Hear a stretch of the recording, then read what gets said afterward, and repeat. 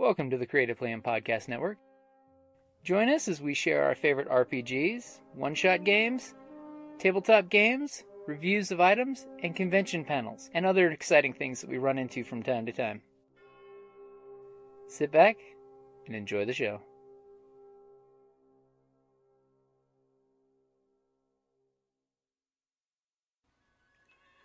Hi, this is Kellie, aka Trixie from Ragnarok and Roll, a Scion to Ragnarok story, and Tilda Wimblewick from D&D Journey of the 5th Edition. First off, I would just like to say thank you to everyone for listening to our varied adventures, as well as for rating us on iTunes and RPGpodcast.com. If you haven't rated us yet, we would greatly appreciate it if you could. And if you're looking for more ways to support our efforts, we are now on Patreon, a great site where you can help us continue making more podcasts, as well as some special surprises for our patrons. If you can, please look us up at www.patreon.com/cppn. Every little bit helps. And again, thank you for listening. Welcome back to RPGaDay2018. We are at August the 10th. Woo! So this question is a really good question. It's one that has touched everyone in this room. Oh. So, how has a game changed you? Oh. Ooh, that's a deep one. Well, this is Kellie. I would have to say, not a game specifically, but gaming. Has made me, when I first got back into it, I had done D&D when I was in junior high, or actually earlier, like elementary school. And when I got back into it and as an adult, it made me more confident, I think, because, I got to be, you can be other people, you can, and as I've gained, I've become more confident in my game playing, my role playing, and that kind of helps with like doing steampunk personas and stuff. So I would say that it's changed me and made me a little more confident in front of strangers too, which that was always a tricky thing for me. That's a big one. How about you? Oh, how did it change me? Remember, MMOs do count as RPGs, if that helps. Double your chances for an answer. Double my chances. Well, actually, yeah. When the kids were little, they used to play, and I wasn't involved in it. So when I got the chance to actually participate with the kids, I found it... kids meaning adults will adulthood. Yes, okay. Kids and grandchild. Yeah. It was a way of touching base again, I guess. Staying connected, you mean? Staying Getting connected. to be part of the group. Yeah, the family that slays together stays together. Yes. It gave us something to bond over. Yes. And but all levels of the family. Uh-huh. Yeah, all levels. Hey, come on. When Trevor did the whole sea nymph girlfriend thing, that was so adorable. Yes. So, but yeah, I think it changed, not me so much, but the whole group family.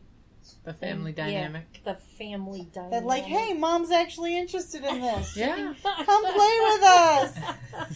Yeah. That's awesome. Yeah. So, Hey, that's one thing I love seeing, like at RingCon and things, the adults playing with their kids and now grandparents playing with their kids, and their grandkids, and So I'm hearing that geekery can be inherited. It can be generational, It is definitely generational, yes. That's a generational geekery. Awesome. That's the best kind. Mm-hmm. Let the spirit of Gygax live forth. Well, I told Trevor he has to have 2.3 children, so there's at least a one future for each. a future of geekdom in So, though he has kind of moved to that whole He's shooter, single shooter. He likes the first person shooters. Yeah, he likes his Xbox and his PlayStation.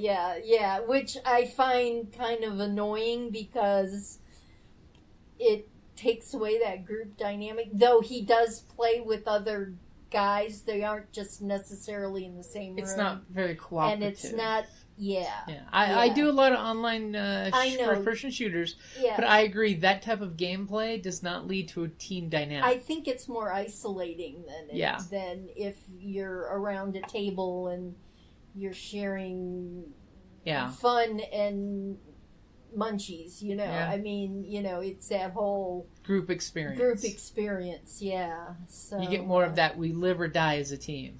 Yeah. Right. As opposed to MMO shooters, you know, you get online and it's everybody blasting each other. It's a 24 one-man armies going at once. Right, yeah. So and most of them don't know fight on the flag. But anyway. You're not lying. I'm telling you, you're not lying. Just don't get me started on the friggin' mods. Those cheater friggin' mods. Oh, Black Ops. See, even the telephone knows Black Ops cheaters with aimbot, grenade bot, knife bot, all these mods that do the work Do they for have you. I can shoot through walls. Pretty much all you have to do is run around in a circle and the bots will do most of the work for you. Like knife bot. As soon as you get within melee range, it will automatically shank someone. You don't have to push a button or nothing. Like, Grenade bot will show you on your map where to aim and fire to hit somebody. Aimbot will tell people before you walk around and see them. Cheesebot, that's what it sounds like to me. Yeah. Cheater, bow beater. Takes the whole. How is that playing the game? It's not. It's gaming the game. It's feeding a need to be awesome and amazing from a very unhealthy point of view, rather than actually performing to deserve that. To win at any cost. Right. Yeah. It's not playing the game. Now, granted, I do know a lot of players that do amazing things in game, and they don't have cheats, but you know, will immediately get called out that they're cheating and whatnot. But it's just that they're that crazy mongoose reflexy. Yeah, but they're not shooting through walls. Yeah. Yeah. No. But anyways, I mean, it's the group thing. That, You know. Yep. I tend to agree with you that that's pretty much how it's changed for me. Is that I get to have every couple of weeks hang out with my buddies that are far away. Yes. In my day-to-day life, I do a lot of events and stuff, but 90% of my time is spent by myself talking to the cat. So that's the way it's changed my life, is that I get to hang out with friends that live far away and have a social life. We get more Evie time. Woo, yes. Rather than our 6 major events through the year. Well, there's 6 major events, but they're like a couple months apart. Right. So, like 2 months of not talking to anybody outside of work. I get to be. How it's changed me is that it has tightened some friendships that were already pretty freaking awesome to start with. But then you get to play D&D too. It's kind of solidified Yes. those relationships. Does that make any sense? Oh, Yeah. yes. And it challenges your thinking abilities, you know? I mean, I think day to day, we just kind of like veg and you do the same thing at work. And so to have your imagination poked and prodded is a good thing. You know? Yes, it's true. Keeps you young at heart, right, Mom? Right, yes. Stimulate the creative parts of the mind and the improv parts of the mind. Yes. Yes. And I consider myself really unimaginative, so... Which is why we love it when you go balls to the walls in game. Kids got it from someone. Shocks the hell out of everyone. Yeah. Come on, look at our old Company of Valor, the Dragonborn that you had. The Dragonborn. Yeah, your silver Argenta? Dragonborn. Oh, yes, yeah. Oh, that's like way. That's way back. Way That was- back. Now, folks, just as a qualifier, she keeps talking to how she's, unimaginative and stuff. No. This woman can crochet like a demon. Yes. She knits but she alters the patterns Yeah. to fit her needs. She created Yeah. the Morning Star, which you need to make more of, I think. Yeah, okay. But The- it's your too hot to mace. be making... True. Crocheting in the 110s. Yeah, in the 110. Crochet does some awesome So- freaking ray guns. Though I Yeah. get Your more ray guns. compliments on that button you got me than... and Oh. it's all from The guys. button says, fuck off, I'm knitting. Yeah. And I think it's guys just trying to way to flirt with her, but that's just I me. think you're right, Jim. They're like, will you knit me a pair of She's short a silver shorts? fox. Oh, short shorts. no. But, Hand crocheted Speedo. yeah. So here's a banana hammock for you. Do you have the banana for the hammock? Yes. So But, Jocelyn, I believe that's up to you. Oh my Yeah. gosh. Yeah, I've been thinking about it. I think gaming, so tabletop gaming specifically, did give me a re-entry point to remember my inner geek and to come out of the basement, as it were. And to embrace that kind of fun again, which was great. I'd gotten out of live performing, I'd gotten out of improv, and even though there's some differences between tabletop gaming and live improv, it was a good reminder of how much I loved that kind of communal storytelling with friends. And then I also got into Warhammer, and that taught me that I'm a fiend for PvP and for organizing the strategy of big battles. Yeah. Which I never would have found out. And I probably never would have found out that I have a capacity to make hardened men cry on the battlefields. That Well, is That's good. a girl. I'm just saying, once we get all caught up in stuff, the new expansion for WoW, the Battle for Azeroth, is like super PvP heavy. Yeah. Yeah, but I mean, I will have to learn my class hardcore, sir, in my copious spare time. So much spare time. So much spare time. By the way, for those on the internet, you can't see the irony. But you could follow my calendar on adamskew.com or on my Patreon, and you would definitely see that I am a bit busy touring and performing and building costumes. As the As fact a matter that of fact, we're hand sewing right now making hats. Yeah, I'm making a custom One of a kind. 1880s Victorian tall hat for a lady, and sewing away. Sewn away with all the ruffles. So yeah, I think those are the two big changes. It was really great to come back to geekery. I think, like a lot of people, or maybe it was just a personal thing, but I was such a nerd in school, and then I went off to college, and I was performing and pursuing a classical performance degree, and it just people didn't talk about being a geek in the classical music world. It was okay to be a nerd. We just didn't do geeky things. We practiced our instruments, and we practiced them some more, and our teachers told us about how we were slacking off, so we better keep practicing. So there was no time for anything else, and it was really great to get back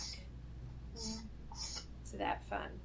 So this is Jim, so I want to throw the big how has role-playing games changed me. I would have to go with I started to, because of course I've been role-playing games since forever, freaking elementary school with Teenage Mutant Ninja Turtles and 2nd edition D&D. But the big change was when I started discovering there's this thing called podcasts of gaming. So I was listening to people game, and then we would go home and game, and then I'd listen to more people gaming at work, and then one day I'm like, You know, Carrie kept forgetting what she used in her character. So why aren't we podcasting our games? And I basically taught myself how to podcast. And then started recording every game practically. Yep. Yeah. And then we started, watching more videos on how to do the whole podcasting thing. And that kind of changed my life. I used to get sleep before I podcasted and had to edit at night. Yeah, but now you work full time, you podcast, you steampunk. Try to get some WoW in.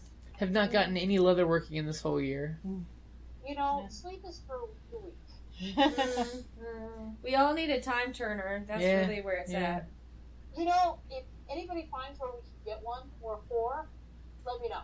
I just needed like an extra 6 hours not related to business or work of the day, So I can get my solid 6 hours of sleep. Solid 6 hours. Solid 6 hours. It's so profligate, Jim. 6 whole hours I of won't sleep. I won't lie to myself and say I want 8. I'll just say 6. I'll settle for what I can get. Hey, I for one am not going to get that much hours of sleep. But definitely I would say gaming in relation to podcasting has definitely changed my life. There you go. I'll be right back, guys. All right. And that is a good place to wrap it up there. Down in the depths of the mountain, we dwarves spend our time forging powerful weapons, mining precious gems and metals, and feasting like kings. But after a day of digging for the next Arkenstone, this dwarf likes to come home to a package full of loot. Dungeon Crate is a monthly subscription box service forged specifically for RPG and tabletop gamers.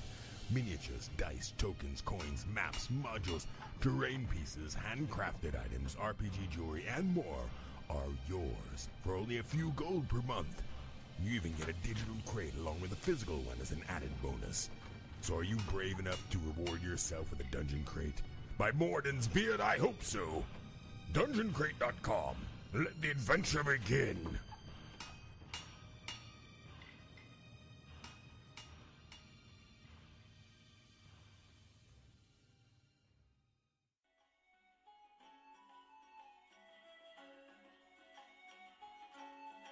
Thank you for listening to the Creative Play and Podcast Network. And feel free to enjoy our other shows, such as D&D Journey of the 5th Edition, and Scion Ragnarok and Roll, a Scion hero to Ragnarok story. Thank you for listening.